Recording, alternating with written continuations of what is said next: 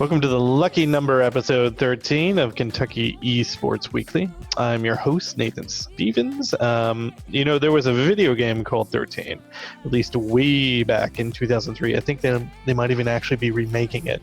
The game starred David Duchovny and Adam West and was mildly received by the interwebs. They weren't as judgy back then as they are now. Reddit was not born back then, I don't believe. So there's less voices who are crying about things. Anyway, thankfully, this 13th episode will be better received than the 13 game. So on that note, let's get started. Quick hitters on the way. Rubens Barrichello started in first and ended in first in the Torque Esports Le Mans this past weekend.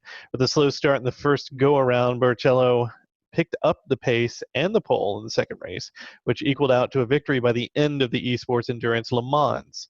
Barrichello had this to say after the race. The car was good and I felt great in the sim. I drove my stock car on track 2 days ago, so I was up for it. Fernando, Andy, and even Juan Pablo had good times in qualifying, but when I posted my 3 minutes, 24.9 seconds lap in qualifying, I could see I had a little bit of a margin. I won my very first Legends Trophy weekend with the F1 car, and this is now the second win with the endurance race at Le Mans. It's great. I'm feeling good. While Barrichello had a really good race, Juan Pablo Montoya, who ended up fourth in the Le Mans, actually ended up as the overall Triple Crown winner of the Legends Trophy tournament, winning it by a 4-point margin. Congrats to Barrichello and Montoya. Nice racing. According to eSportsInsider.com's Jamie Wooten, the Pittsburgh Knights have entered into an extended agreement with Sheetz convenience store, a place known for its epic breakfasts and lunches, though I'm unsure about the dinners. The deal secures a corporate partnership with the Knights that will run through 2023. President of the Pittsburgh Knights, James O'Connor, spoke on the extension by saying, "We are so proud to be partnered with Sheetz. Not only do they offer an outstanding product and experience, everyone at the Knights loves making Sheetz runs, but we admire their values as an organization. Like us, they are committed to their communities and always seek ways to give back and innovate." Again, epic breakfast sandwiches and lunch options. I'm not saying this is corporate endorsement, rather straight up fact. So that is always good to see partnerships between esports and corporations. That means esports doing well. It's always healthy. All right, the first week of the PUBG Continental Series has come and gone, and right now the North American tournament is down to 15 teams. Team Shoot to Kill is currently standing on top of the leaderboard and eyeing that $200,000 prize pool rewarded to the top team at the end of the PCS, but that will be divided, just to be clear, amongst top finishers. There's still plenty of competitors in the tournament to knock Shoot to Kill off the top of the mountain, so the action should heat up this week. Tournament resumes this Thursday, July 2nd. By the end of the week, one winner should be crowned from North America, and some pick'em winners should be crowned from the fan base. The fan base, like we spoke last week, can benefit from picking the winners of each week. That's pretty cool. Always getting everybody involved in winning is always good. But we will certainly be reporting more as the week unfolds. And that, folks, is Quick Hitters. Now for some industry news from Hailey and Tyler. Welcome to this week's industry news. I'm Hailey Salyers. And I'm Tyler Ralston. To begin, Marvel's Avengers got to showcase a ton of content and release new details about the game during their live stream event titled War Table. During the event, several story elements were given further explanation, such as the aftermath of the Avengers disbanding following the events seen in the 2019 E3 showcase, the rise of Advanced Idea Mechanics, or AIM's robot army under George Tarleton, otherwise known as MODOK, Kamala Khan's role as a protagonist who becomes inspired to resist AIM's propaganda and superpowered robots as she reunites the Avengers, and the discovery that superpowered people are being captured and experimented on to empower AIM's forces. Hero Missions is the name for the single-player missions, which will progress the main campaign forward upon completion, while the War Zones mode will allow co-op between a few players to complete likely separate missions as their customizable Avengers. Also, the gameplay on-stream confirmed special animations for cooperative takedowns on enemies between different players. When playing in war zones, heroes can work with factions in the game to likely earn rewards and work towards rebuilding their own helicarrier. Gear for heroes can be obtained by completing missions or certain objectives, though it has been confirmed that an in-game marketplace will be featured, and some gear will be locked behind these paid options.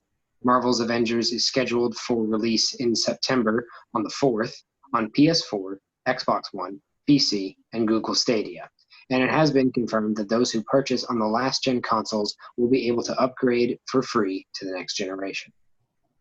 In celebration of the 10th anniversary of PlayStation Plus's launch on the PS3, Sony is offering free games, a new theme in the PS Store, and a free online multiplayer weekend on July 4th and 5th. The free games are Rise of the Tomb Raider, NBA 2K20, and Erica. Rise of the Tomb Raider, the second game of the rebooted series, was previously launched as a limited-time exclusive for the Xbox One before its availability on the PS4.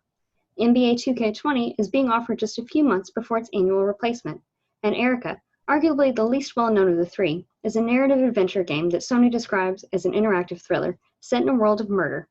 These 3 games will be available for free until August 3rd. In other news, Sony has announced they are opening a new initiative to the public, a bug bounty pertaining to the PS4.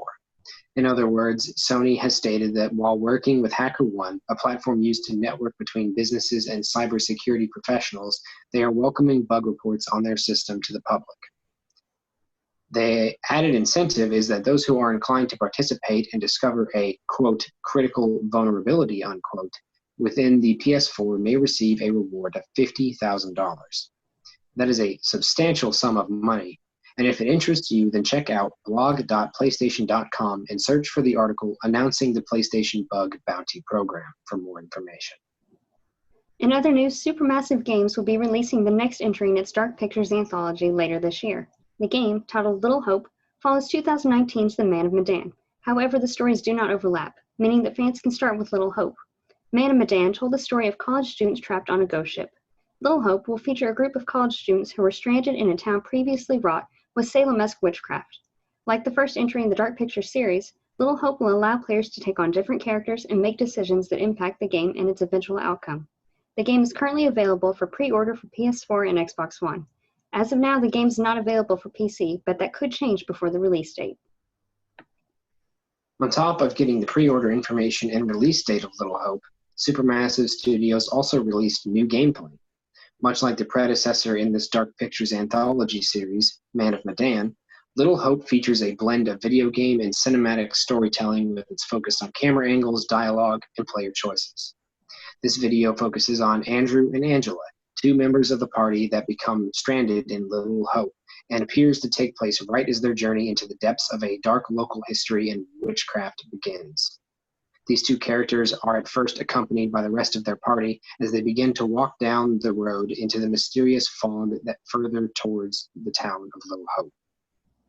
Along the way, however, the player can examine a few different objects that hint at the town's dark past.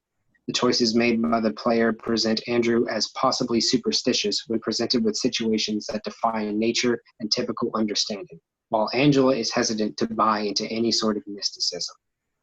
However, the 2 begin to see and hear noises nearby in the woods as their companions leave them behind, eroding some of Angela's skepticism into a natural fear. Shortly after, they discover a small doll with a needle sticking through it, likely a voodoo doll. As Andrew examines the doll, he notices the figure of a small girl peering through the darkness before being grabbed by a pale spirit, and their reality seems to warp before both Andrew and Angela stumble backwards onto the ground and are met by a young child named Mary, clearly not from their modern era by the clothes she is wearing and her manner of speech. After their introduction, she explains she made the doll in her hands, which bears a striking resemblance to the one Andrew was holding, before asking them to play with her. However, another figure appears from the darkness, a more adult figure, that demands to know the witchcraft Mary is performing and exclaims she will inform others about Mary's consorting with the devil before seemingly noticing Andrew and Angela and storming off angrily as the screen fades. A thank you message displays, and afterwards a splash page of information on the game is given. And finally, LEGO Star Wars The Skywalker Saga is set to be the biggest game in the LEGO Star Wars series when it launches. The story will cover all 9 films in the Skywalker Saga and feature just under 500 characters. The game will feature a non-linear open-world approach, meaning that players can start on any level or storyline that they choose. The rumored date for this launch is October 20th of this year. However, that date was revealed during a video that was quickly removed from the Star Wars YouTube channel. The October 20th date has not been confirmed. What has been confirmed is the release of a special steelbook case for fans who buy a console pre-order of the game from Best Buy. The silver steelbook case will feature a Lego Han Solo trapped in carbonite. Just as Jabba the Hutt displayed the frozen Han Solo in his collection, fans who pre-ordered the game from PS4, Nintendo Switch, and Xbox One can now do the same. Digital pre-orders aren't available just yet and don't come with any known confirmed bonuses or exclusives. And that is all for this week's industry news. Now we go back to Nathan. Thank you, Hailey and Tyler. If those topics weren't enough, here comes a bevy of opinions and plenty of laughter in this week's Push to Talk with Nick Hughes and his crew. What's up, Pete? I hate that. You know what? That's the intro. What's up, guys? You can start over. It's never good, so get used to it. There's never going to be a sick intro to this segment. This is a panel where we're the coolest people ever, and we talk about gaming news. I refrain from talking too much about esports because I'm the only one who likes esports, but I'm going to anyways. And then sometimes we talk a little bit about just things we like in games, and that's fine. There has been some cool news. There are rumors of a GTA 6 release, but that's not coming until like 2022, 2023, are what the rumors are saying. And that there's such a long wait between their games, but I mean they're amazing games. So yeah. Rockstar. I'll give it to Rockstar. They take their time making good things. Probably when it comes out, it's going to be out for a good, probably 10 years or so. Yeah, and they'll milk it to death like they did GTA 5. Mm-hmm. Still not mad about it. Got it for free. Oh my goodness, Crystal Chronicles remaster. Is it a remaster or remake, Jude? It's a remaster, I believe. That's what I thought. I thought it was a remaster. It's coming out August, I think, like middle of August, which is super hype. I don't know if any of you all played that. Elias, maybe? That seems like it might be up your alley. I remember playing it on the GameCube. Yeah, that's what it's for, GameCube. It's like, of all the offshoots of the Final Fantasy series, I think Crystal Chronicles probably my number one. Yeah. Like by a long shot. PS4 and phone and Switch crossplay, which is really neat. Yeah. The phone versions will have a light version that you can play for free. Have for free, but you can also play it for free. Upgrade. You can play it for free if someone has a paid copy, which is sick. Like you can just join. That's tight. And I'm assuming, I don't know, I didn't see anything about it. Jude, do you think they'll have online capabilities with it? I hope so. So I don't know how that's going to work if they don't have online.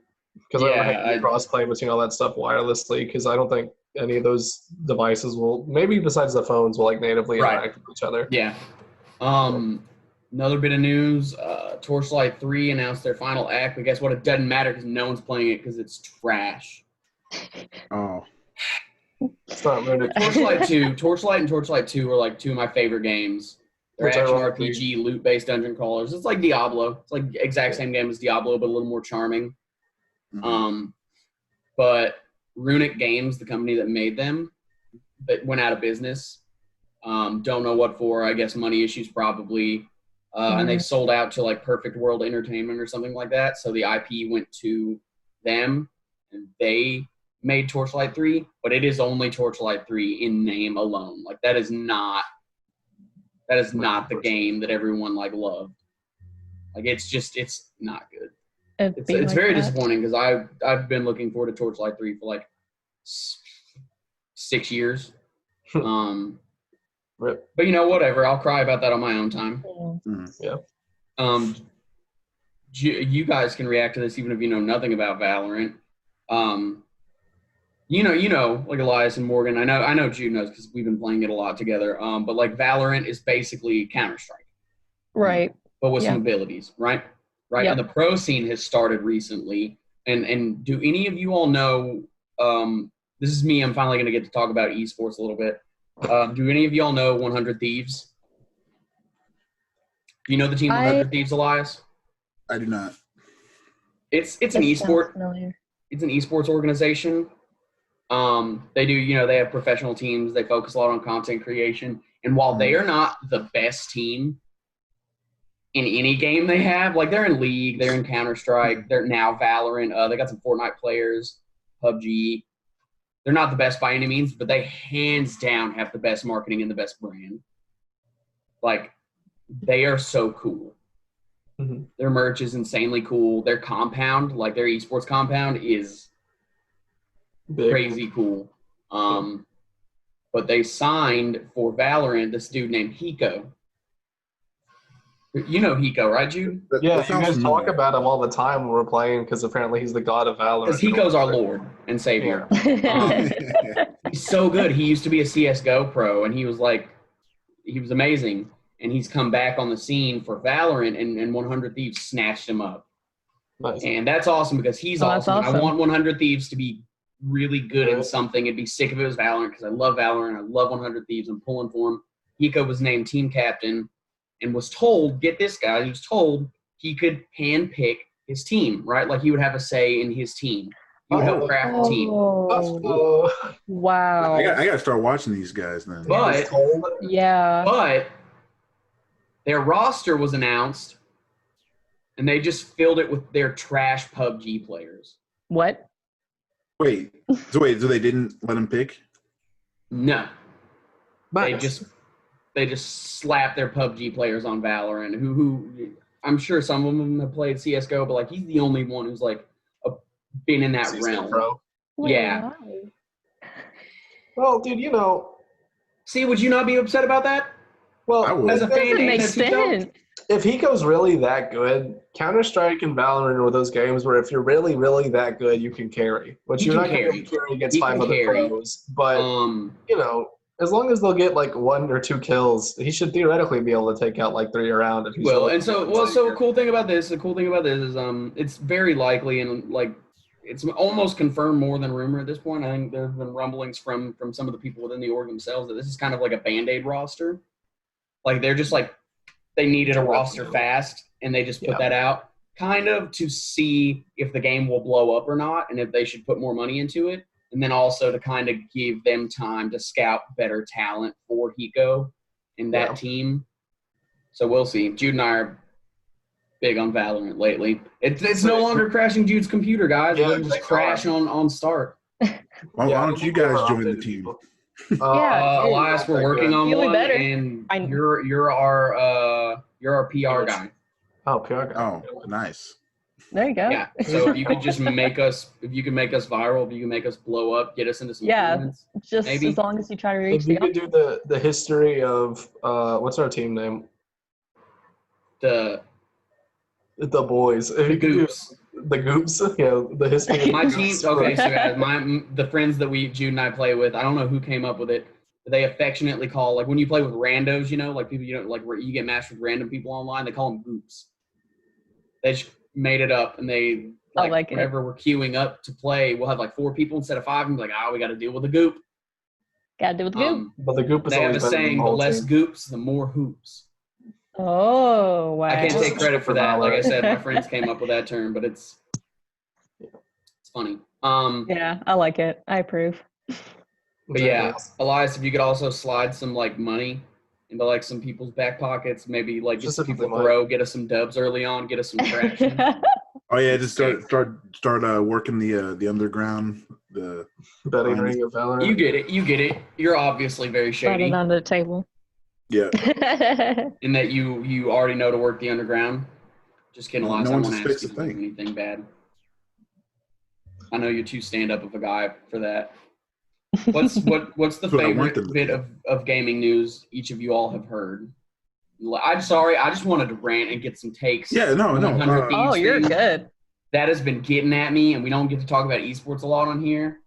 Yeah, I mean, I totally get it. I mean, it's something new to talk about, and glad you're able to express your input and your opinions on Valorant, at least. Do you all love skating games growing up, Tony Hawk games? Yeah, well, my brother absolutely loved them, so it kind of rubbed off on me that I played them as well because he was a big skater. regardless of whether you skated or enjoyed anything to do with skating culture, you and like everyone loved the Tony Hawk game. I think it's just a nice game So those good remasters are coming out, 1 and 2, Tony Hawk soon, but Skate 4 has been I think we Skate 4's mentioned been that in the announced. last Like they segment. started trickling out details about it. So And Skate 4 is nice. going to be sick. Yeah, it's about time for a new skate game. I don't know what's taking them so long. Besides it's EA, and that's the only excuse. Yeah, see, like my gut reaction, I wanted it to be like, oh, it's taking forever because they're taking their time on it. It's gonna be dope. There hasn't been like a really good skate game in a long time. Not Skate the series, but like there hasn't been a good skateboarding game. Just period in a while. Period in a long time. But it's EA, so yeah, it very well just could be EA things, and it could just be subpar. There's that game money called Session. Like we tell it like it is here on the panel. So I remember you talking about Session, but I haven't actually looked at it. Talking about what? It's a new skateboarding game. Skate 4, yeah. No, Session. Oh, dude, I think we're running low on time. I think we're over. Oh, we are. Sorry, I just enjoy your guys' company so much. I don't feel the same way about you. Yelling at you angrily about 100 It's cool. I finally started playing Last of Us 2. And oh, nice, dude. Are you loving it? I'm waiting to play it. Next week so far, review. There's a lot of like wow moments, but I'm enjoying it. So do you, as of now, this will be a good moment to end on, or a good thing to end on? Do you think it's living up to the first one? Like, is it the same caliber of game? Is it going to be like a game that defined a generation? It definitely looks a lot better, and they added a dodge mechanic, like where you can like dodge like zombie strikes and stuff, which I absolutely love. That's and sick. You can go prone now. That's sick because like I just wanted to know without spoilers if it was because like when I think PS4 like and they're like what comes to mind, I'm like Last of Us. Right. Absolutely Last of Us, even though it was a PS3 game. Yeah. Mm-hmm. Even though it was a PS3 game, I feel like I find PS3 and PS4. Yeah. Like, because when it came out for PS4, like, scaled up, even better than the first time. Dude, it looks gorgeous, though. I think just PlayStation in general, I think that's, like, probably the best exclusive. How far are you, Elias? I am a little bit past, like, the first major part. I don't know how to explain it. I don't know. No, you probably can't without spoiling. So that's fair. You're doing a good job. That's just I'm trying to figure out. Now we are just straight up jerks and totally over time, and we're just horrible people. I apologize to the rest of the people. I apologize to everyone else on Push to Talk. What's everyone else playing? We're just talking the time. Okay, yeah. Rapid fire. What are you playing, Morgan? Go. I started back into Stardew recently. Nice. Stardew is sick. Elias, what are you playing besides Last of Us 2, or is that just like that's your time sync? No, come back to me. Sorry, Okay, Jude and I are playing Torchlight 2, Valorant. Tetris. Thinking about Final Fantasy 14. Maybe soon, yeah. Maybe probably soon. Nexus Blitz. Is that coming out? Nexus Blitz is coming back. Yeah, we'll talk about it more next week. I have so much to say about Nexus Blitz. It's the best game mode of anything that's ever been made ever. Elias, what are you playing? I think Horizon. That's what I was thinking. I was like, what am I thinking? Oh, yeah. Nice. Okay, nice. So I need to play that. Delving into the exclusives and living that. Well, it's like with the games coming out, I wanted to like play the refresh. Yeah. All right, we're way over on time. That's what everyone's doing. We're sorry, everyone, but also not sorry because we know we're awesome. Bye. Yeah, bye. Thanks, Nick. And we are back with our event updates and the Unpopular Opinion segment, but Alex Cutadean is back as well. How you doing, Alex? Hello. So you got some updates for campus for us? I do. Let's pull this up. So we've got a handful of updates, and we had an exciting week last week, and we've got an even bigger one this week. Last week we had the inaugural Cats Smash Clash Week 1. That was won by Ivy, and you can see our full list of winners, our top placers there. And this is a weekly Smash Brothers tournament. We have prizes for both competitors and viewers. And this is a tournament that is completely produced by our UK students. And this first week was incoming freshmen. I believe tomorrow's tournament is now going to be opened up to the UK Esports Club Discord. And I would tell people to head on over to BB Involved and find out more about the Cat Smash Clash. This is going to be going on every single week. It's every week Thursdays at 6:30 p.m. Sponsored by the UK Federal Credit Union. And so there's lots of great stuff happening there. If you want to compete, head on over to the BB Involved to figure out how to compete. There's prizes. Last week, I think we got it was $100 Amazon gift card for the first place, which is a great prize. But we also had people winning T-shirts from UK and Gen G. So whether you're watching or playing, there's great stuff going on all around. And prior to the Cat Smash Clash, we have to tell you about tomorrow at 4 p.m. We've got the UK Esports Speaker Series. Dr. Anthony Limpiros is going to present on video game research and the social effects of gaming. So he's going to give us a brief background of gaming to set us up for a discussion on the social effects of gaming, kind of with a focus on video game violence. Video game violence is a very politicized topic, and this is a great way to help inform your opinions on that. And I know most of us as gamers at one point or another have had discussions about the effects of video game violence, and this is from a research perspective. He really goes through kind of what we should know about that. He'll be interviewed. Our host will be Christina Walker. Christina is an attorney, a communications PhD student, as well as a coworker of mine. She's currently a PhD student in the communications program, but also a veteran. So she has an amazing background. She's going to be doing conducting the interview at the end. So tune in tomorrow at 4 p.m. To submit your questions and find out a little bit more about research in gaming. It's a great topic. I know when I was a student, there wasn't a lot of research out there going on. And if it wasn't really happening kind of out in the open in the academic space. And so I had some great professors in the communications department at UK. I was part of telecommunications, and I could go to them and say, here, I've got this idea for this research project I want to do. And usually they'd give me the go-ahead as long as I documented all my methods. But I kind of had to do that on my own. And the stuff is changing, and in part due to Dr. Limpiros and the work he's done, but also what we're doing with the esports program at UK. So some great information about what research looks like on the academic and scholarly level. So great information tomorrow, 4 p.m. Stick around for 6:30 p.m. the Cat Smash Clash. After that, potentially win some prizes. Sounds like a good day, actually. Yeah, and Dr. Limpiros has spent a better part of his academic career trying to convince people that everything they assume about video game violence is maybe not so much true, and he's got some really neat perspective. So yeah, but I'm looking forward to that.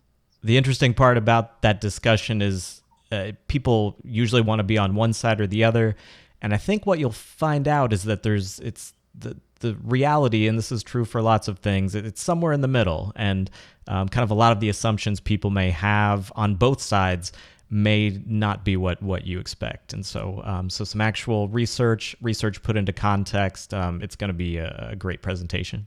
No doubt. Well, cool. Well, we've got our unpopular opinions segment back. So I think this is going to be fun. I know my first one was acquired this morning. So did you want to go first? Do you want me to go first? You can go first. I may have gone first last time. I know you're going to have an opinion on this, and it's going to be well. You're kind of breaking up a little bit. Weaker version. Oh no! Let me catch up here. Yeah, restate that for me. I'll do it fast just in case there's another breakup. There is a rumor that a weaker version of the Xbox Series X system is going to be released with the Xbox Series X, and I can't help to think that if Microsoft goes that route, it's going to be a really bad path. Yeah, we've seen this every generation. We see this, and I would not be surprised at all.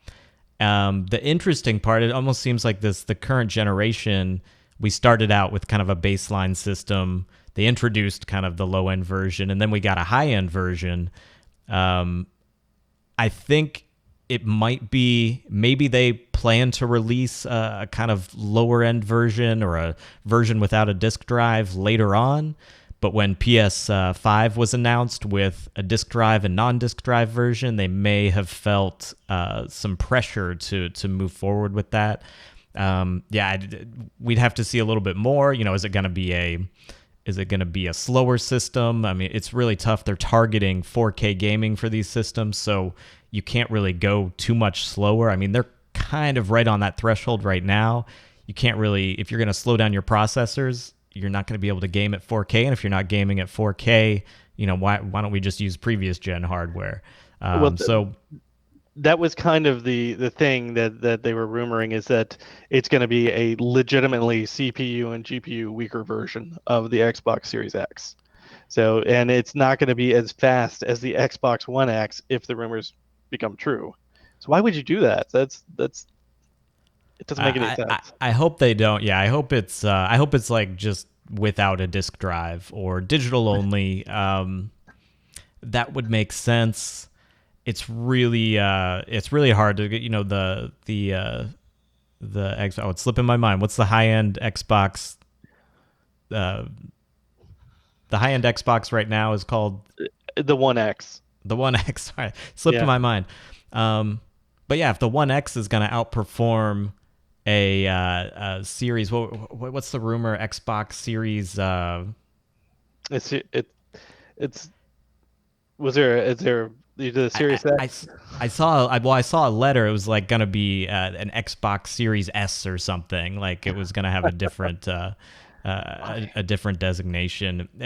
That machine has to be faster than the previous gen, and it's got a game in 4K.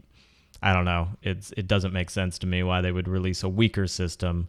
I could see it without a drive, but that. I think we've teraflops. Oh no. Oh, what were you saying about teraflops? Bring it back. Okay. Apparently the teraflops, however important those are, which I'm assuming it's more about tapping into them rather than, I don't know.